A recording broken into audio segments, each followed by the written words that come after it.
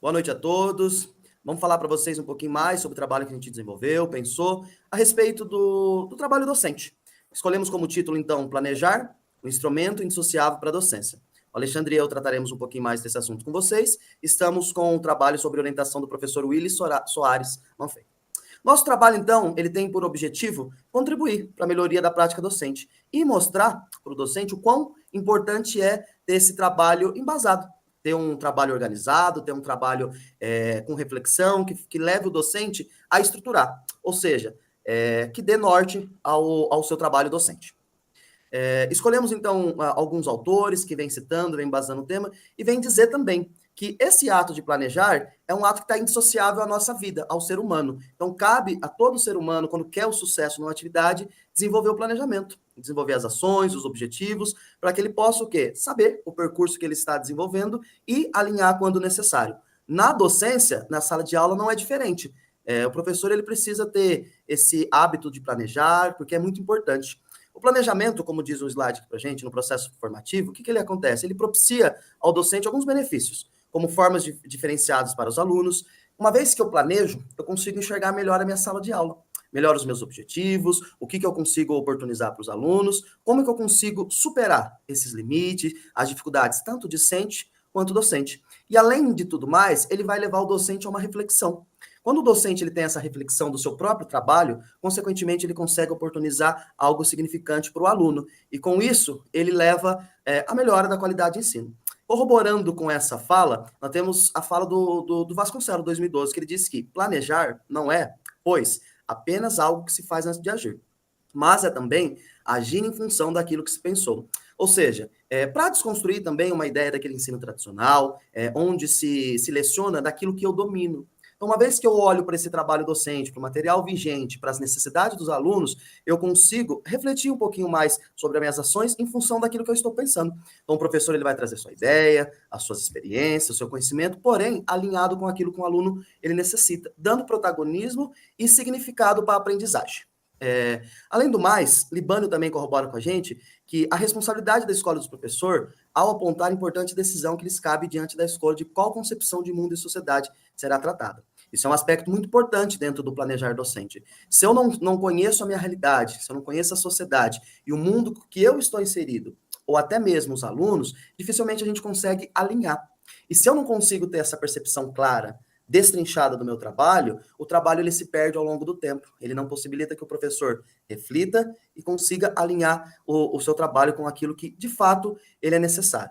Então, conhecer o aluno, conhecer o conteúdo, fazer com que esse trabalho fique bem estruturado, para depois que eu possa aplicar, com certeza vai contribuir para o sucesso docente em sala de aula. Dando continuidade a toda essa explanação do Alex, vamos tratar aqui sobre os objetivos e conteúdos em relação ao seu papel na escola.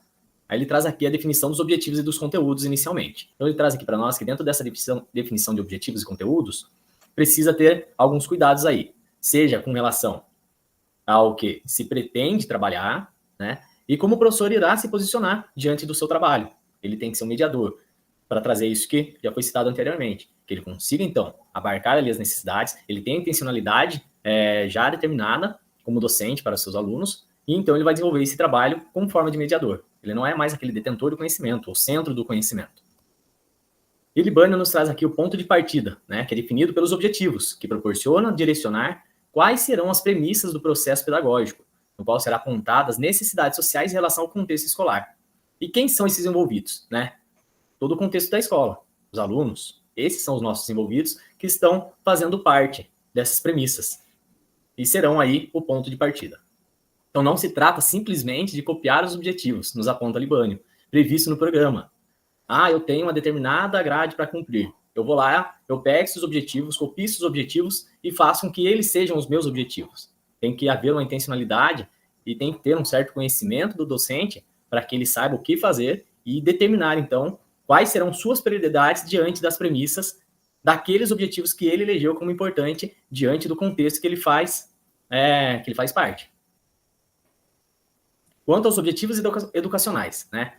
Eles podem ser aí eleitos em 2 tipos de objetivos educacionais. O primeiro, ele traz um aspecto mais amplo, onde ele vai tratar sobre a função social da escola e levar em conta o contexto dos alunos.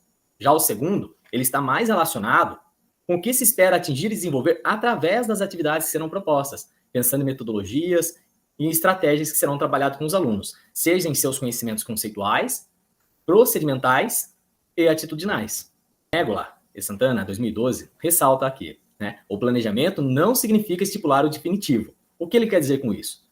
Que se eu faço um planejamento, ele não pode estar engessado. Ele tem que ser flexível.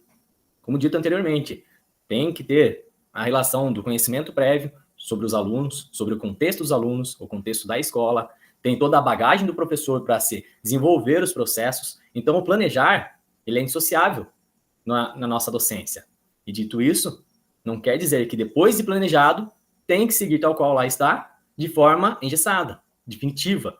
E permitir também, dentro desse planejamento, que o homem crie sua própria história. Ou seja, os alunos, mais uma vez, estarão junto no processo, fazendo parte da construção desse conhecimento, qual eles terão ali ao desenvolver as propostas conosco, docentes. Temos aqui alguns documentos orientadores. 3, na verdade, serão citados. Projeto político-pedagógico, plano de ensino e o plano de trabalho docente. O político-pedagógico, que deve ser construído coletivamente, ele vai dar o caráter da escola, trazer ali o perfil de egresso que ele quer diante das suas propostas. E isso deve ser feito em conjunto com pais, com comunidade e com os alunos, além de toda a equipe escolar. O plano de ensino.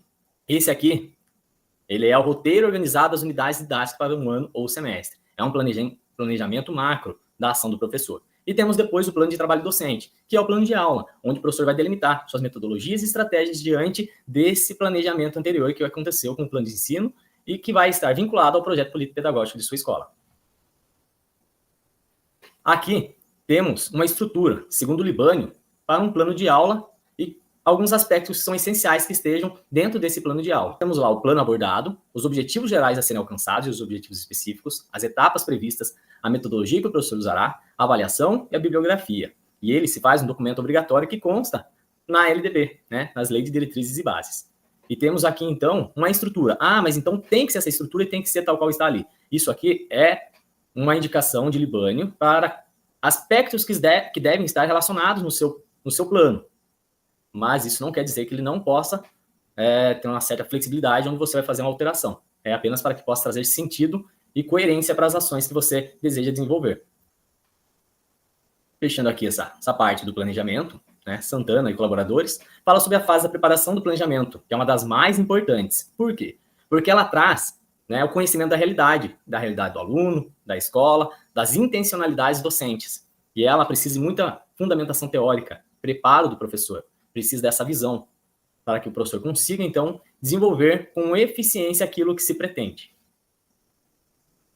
Para finalizar o nosso trabalho, então, assim como o Alexandre colocou, o planejamento ele tem que partir dessa intencionalidade docente. O professor ele precisa buscar, ele precisa se capacitar, ter uma formação contínua, porém ele tem que entender que a função dele é mediar o conhecimento, servir como uma ponte para o conhecimento, para a aprendizagem dos alunos. Isso não significa que um planejamento, como foi apresentado, ele tem que ser engessado.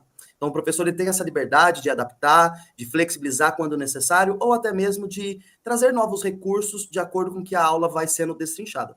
Porém, se ele não tem isso posto num planejamento bem estruturado, certamente ele vai se perder no caminho e aí a gente leva ao fracasso da educação. E cada educador, assim como cada criança, aluno, tem os seus anseios, suas dificuldades, suas expectativas, suas vivências.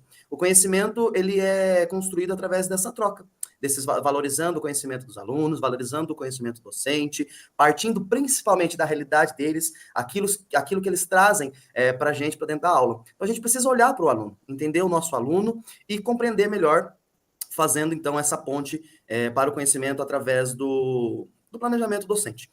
Fechamos, então, aqui que o profissional ele não compreende a importância do ato.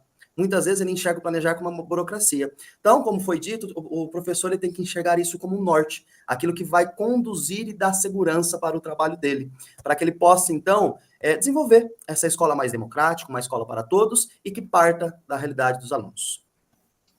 É isso. Muito obrigado, pessoal. Encerramos por aqui.